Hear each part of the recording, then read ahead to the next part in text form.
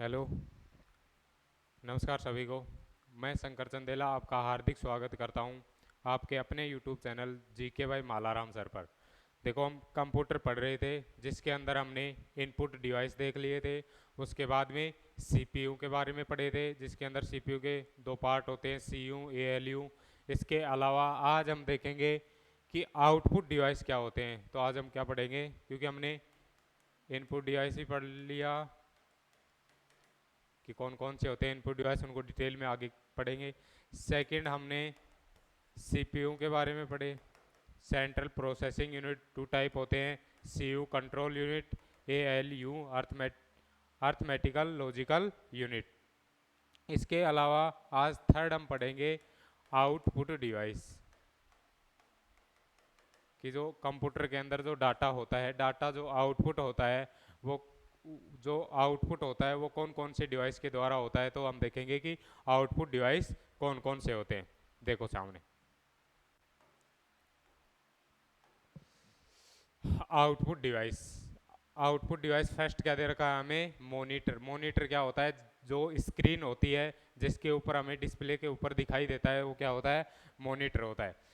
जो मॉनिटर होता है उसका अन्य नाम होता है वीडीयू। क्या होता है, वीडीयू, जिसकी फुल फॉर्म होती है यूजुअल डिस्प्ले यूनिट। क्या होती है, वी का मतलब यूजुअल, डी का मतलब डिस्प्ले, यू का मतलब यूनिट। तो आपको ध्यान रखना है मॉनिटर का दूसरा नाम क्या होता है, वीडीयू, विजुअल डिस्प्ले यूनिट।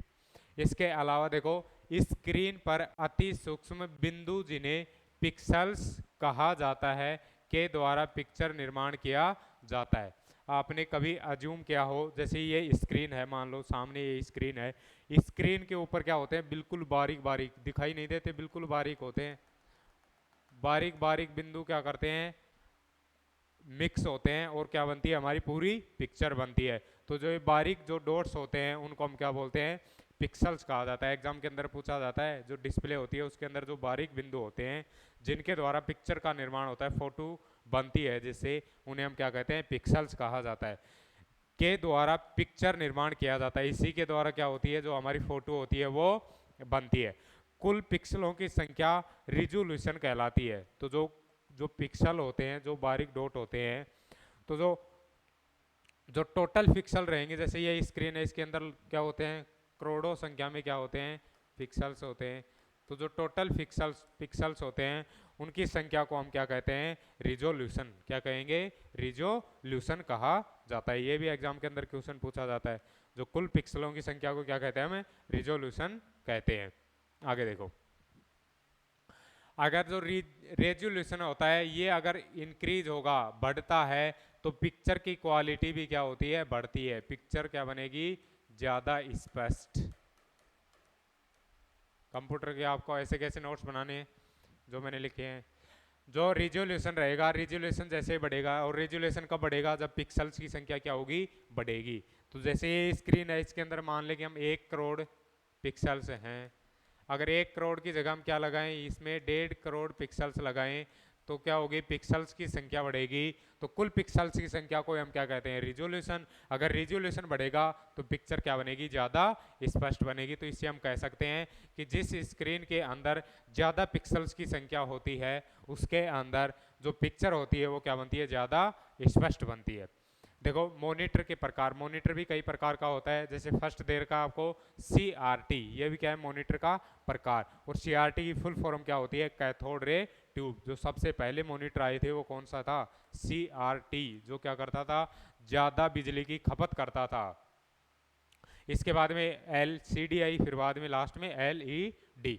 देखो, CRT की फुल फॉर्म पूछ सकता है आपसे, तो क्या रहेगी, कैथोड रे ट्यूब। C से कैथोड, R से रे, T से ट्यूब।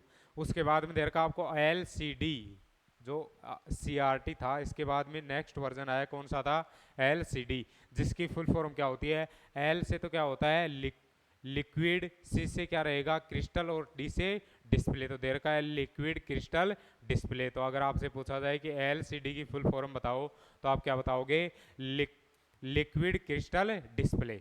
उसके बाद में आई LED मॉनिटर। पहले CRT आया, जो क्या होता था, ज़्यादा बिजली को खपत करता था और पिक्चर भी ज़्यादा स्पष्ट नहीं बनती थी, ब्लैक एंड वाइट बनती थी। उसके बाद में LCD आई, LCD में क्या हुआ, पिक्सल्स की संख्या बढ़ा दी गई और इसकी फुल फॉर्म क्या रहेगी, लिक्विड क्रिस्टल डिस्प्ले। LCD के बाद में क्या ही, LED। जो LCD होती है ना, LCD में तो क्या होता है, जैसे LCD के अंदर स्क्रीन में चल रही है, अगर उससे हम थोड़ा हट कर देखते हैं तो पिक्चर क्या दिखती है, धुंधली दिखती है। लेकिन जो LED रहेगी, LED में आप किसी भी साइड से देखो आपको पिक्चर स्पष्ट दिखाई देती है। तो जो LED होती है उसकी फुल फॉर्म क्या होती है, लाइट इमिटिंग डायोड्स। तो ये फुल फॉर्म ध्यान रखनी है, CRT cathode ray tube, LCD की लिक्विड क्रिस्टल डिस्प्ले और LED की लाइट इमिटिंग डायोड होती है। आगे देखो, जो LCD होती है उसका यूज किस किस में होता था, मोबाइल्स के अंदर होता था, जो इलेक्ट्रॉनिक घड़ियां आती थी वॉच उनके अंदर, कैलकुलेटर आदि की स्क्रीन में प्रयुक्त। तो जो LCD होती थी वो मोबाइल्स के अंदर यूज की जाती थी, जो इलेक्ट्रॉनिक घड़ियां आती हैं, डिजिटल घड़ियां, या फिर जो कैलकुलेटर आता है उनकी स्क्रीन में प्रयुक्त की जाती थी। लेकिन जो LED होती है, आजकल LED का यूज किया जाता है वर्तमान में लगभग समस्त कंप्यूटरों की स्क्रीन में। अब वर्तमान में जो कंप्यूटर आ रहे हैं, चाहे लैपटॉप लगा लो, कंप्यूटर लगा लो, उन सभी के अंदर कौन सी स्क्रीन होती है, LED। पिक्चर गुणवत्ता अति उत्तम, तो जो इसके अंदर जो पिक्चर बनती है वो क्या बनती है, ज़्यादा स्पष्ट बनती है, किसके अंदर, LED के अंदर। आगे देखो, सेकंड आउटपुट डिवाइस दे रखा है प्रिंटर। फर्स्ट हो गया मॉनिटर हमारा, जिसके टाइप भी हो गए कि फर्स्ट होता है कैथोड रे ट्यूब CRT, उसके अलावा सेकंड LCD और उसके बाद में LED। अब सेकंड आउटपुट डिवाइस देखते हैं हम, प्रिंटर। जो प्रिंटर होता है वो भी कितने प्रकार के होते हैं, दो प्रकार के। एक होता है इम्पैक्ट प्रिंटर, कैसा होता है, इम्पैक्ट। सेकंड होता है नॉन इम्पैक्ट। तो ये ध्यान रखना आपको, first impact, second non impact. Impact का मतलब होता है जो क्या करता है, जैसे जिस कागज के ऊपर हमें प्रिंट करना है उसके ऊपर वो प्रिंटर क्या करेगा, कागज के संपर्क में रहेगा। जो आपने ये दे रखा ना आपको डॉट मैट्रिक्स प्रिंटर, आपने कहीं देखा हो, जो हमारे जो सरकारी काम होते हैं उनके अंदर जो टक टक की आवाज़ आती है वो कौन सा होता है, डॉट मैट्रिक्स प्रिंटर होता है, जो कागज़ के सीधे संपर्क में आता है। कागज़ के ऊपर वो अगर डंप करेगा तभी क्या होता है, हमारा करैक्टर उसके ऊपर छपता है। तो इम्पैक्ट क्या रहेगा, कागज के संपर्क में रहेगा। नॉन इम्पैक्ट क्या होता है, वो बिना संपर्क के भी क्या करता है, प्रिंटर करता है। तो जो इम्पैक्ट होता है वो भी दो प्रकार का रहेगा, एक करैक्टर और सेकंड लाइन। करैक्टर का मतलब तो होता है वो केवल और केवल एक अक्षर क्या करेगा, प्रिंट करता है, और लाइन वाला क्या करता है, एक साथ एक लाइन को प्रिंट करता है। तो दोनों में ध्यान रखना है, करैक्टर के अंदर केवल एक करैक्टर प्रिंट किया जाएगा, लाइन के अंदर वो कंप्लीट एक लाइन प्रिंट करता है। जैसे मैं बात बताऊं आपको, जैसे एक तो अकेला M रहे, एक अकेला N को प्रिंट करे, या फिर हम पूरी लाइन लिखे, माई नेम इज। एक तो जैसे ये रहेगा, करैक्टर प्रिंट क्या करेगा, केवल M को प्रिंट करेगा या फिर केवल N को प्रिंट करेगा। और जो लाइन प्रिंटर होता है वो क्या करता है, जैसे कंप्लीट लाइन रहेगी, माई नेम इज डॉट, तो ये क्या रहेगा, वो कंप्लीट लाइन को प्रिंट करता है, ये ध्यान रखना है आपको। तो जो करैक्टर प्रिंटर होता है उसका टाइप कौन सा है, DMP, और जिसकी फुल फॉर्म होती है डॉट मैट्रिक्स प्रिंटर। तो DMP की फुल फॉर्म कौन सी रहेगी, डॉट मैट्रिक्स प्रिंटर। और ऐसे पूछा जाता है जो DMP होता है वो कैसे टाइप का होता है, करैक्टर प्रिंटर होता है, एक समय में केवल एक करैक्टर जो एक अक्षर होता है उसको प्रिंट करता है। जो लाइन प्रिंटर होता है वो दो प्रकार के होते हैं, एक तो होता है ड्रम प्रिंटर, सेकंड होता है चैन प्रिंटर। ये ध्यान रखना है, लाइन जो एक लाइन एक बार में एक लाइन को प्रिंट करता है वो दो प्रकार का होता है, एक ड्रम प्रिंटर होता है, सेकंड चैन प्रिंटर। अगर हम बात करें कि नॉन इम्पैक्ट, जो कागज के संपर्क में नहीं आता है, वो क्या करता है, पूरे पेज को प्रिंट करता है। क्या करता है, एक साथ कंप्लीट पेज को प्रिंट करेगा। और ये भी दो प्रकार का होता है, एक होता है इंकजेट प्रिंटर, क्या होता है, इंकजेट प्रिंटर, और सेकंड कौन सा होता है, लेजर प्रिंटर। जो हमारी जो फोटोकॉपी स्टेट जहाँ हम ई-मित्र के ऊपर फॉर्म भरवाने जाते हैं CSC सेंटर पर, उनके पास कौन सा होता है, ये इंकजेट प्रिंटर होता है। लेकिन आजकल कौन सा यूज होने लगा है, लेजर प्रिंटर हो गया, क्योंकि जो इंकजेट प्रिंटर होता है इसके अंदर स्याही डलती है और स्याही क्या हो जाती है, वो जम जाती है, तो इसलिए इसका कम यूज किया जाता है। और जो लेजर प्रिंटर होता है इसके अंदर जो पाउडर वाली क्या होती है, स्याही होती है, जो जमती नहीं है, वो क्या होता है, इसलिए ये ज़्यादा यूज में लिया जाता है। तो आपको ध्यान रखना है जो नॉन इम्पैक्ट होता है वो पेज को क्या करता है, प्रिंट करता है। उसके भी दो टाइप हैं, इंकजेट प्रिंटर इसका कम यूज किया जाता है, लेजर प्रिंटर इसका ज़्यादा यूज किया जाता है। तो ये ध्यान रखोगे आप। आगे देखो, जो इंकजेट प्रिंटर होता है उसमें तरल स्याही का प्रयोग किया जाता है और वो क्या हो जाती है, जम जाती है।